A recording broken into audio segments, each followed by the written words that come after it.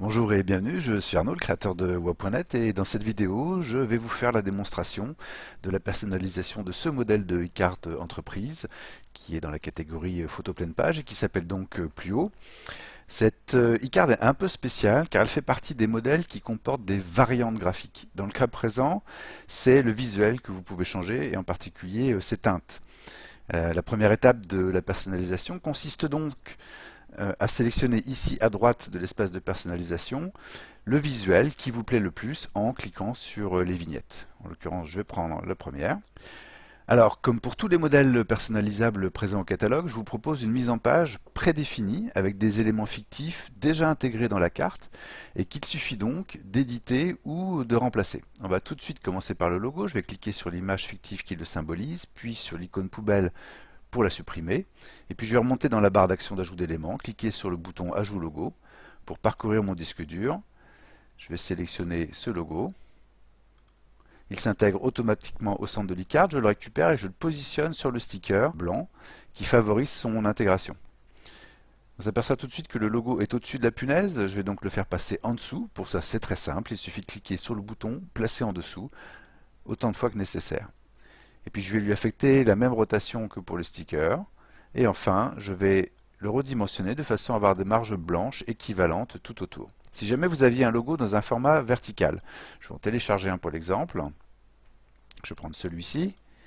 On s'aperçoit tout de suite que ça ne convient plus. Vous avez alors deux options, ou bien vous effectuez une rotation sur le sticker existant, comme ceci, et puis vous le redimensionnez, et vous placez votre logo par-dessus en faisant exactement les mêmes opérations que tout à l'heure.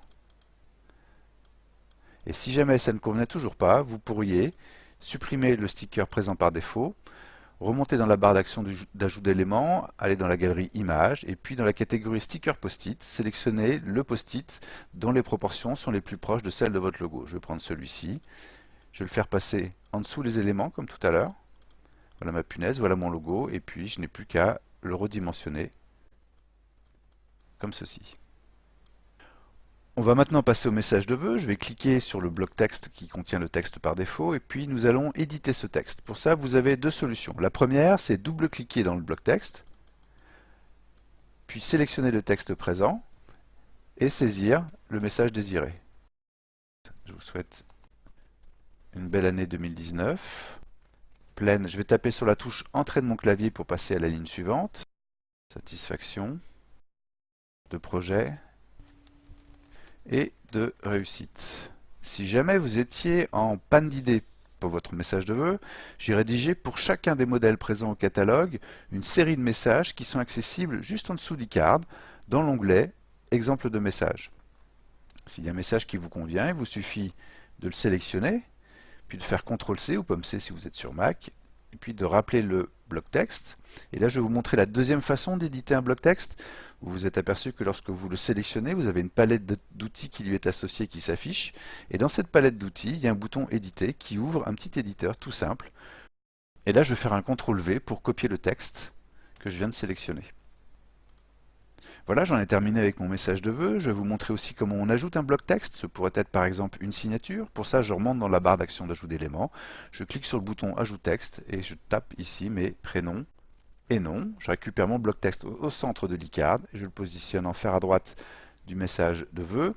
Et je vais lui affecter la même police que celle du message de vœux. Ici, c'est la Shadows into Light en taille 18 et on est en noir.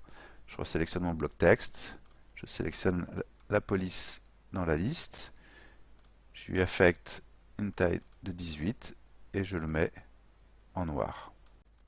Il ne me reste plus qu'à éditer le bloc texte qui contient les coordonnées.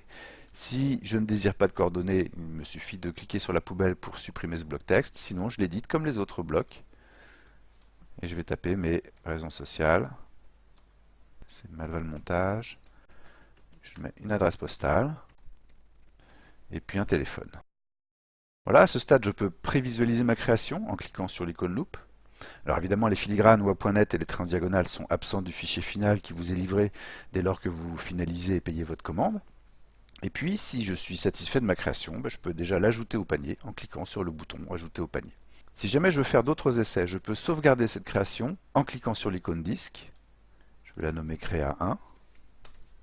Et puis je vais pouvoir, sans crainte, faire d'autres essais. Je pourrais par exemple supprimer le sticker et la punaise compte tenu du fait que j'ai un logo avec un fond transparent.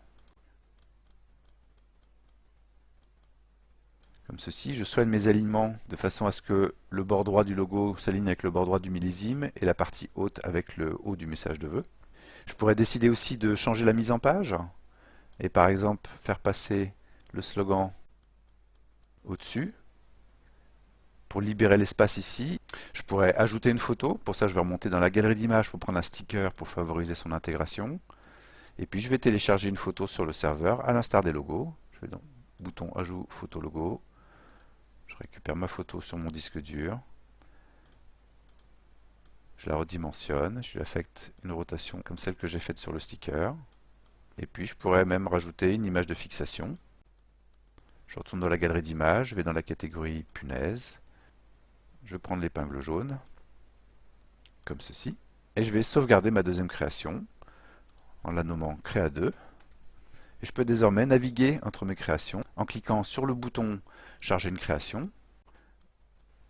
Voici ma première création. Je rappelle la palette. Voici ma deuxième. Je décide que c'est la deuxième que je vais ajouter au panier et je clique sur le bouton Ajout au panier pour poursuivre ma commande. Voilà, vous savez tout pour personnaliser cette e-carte de vœux.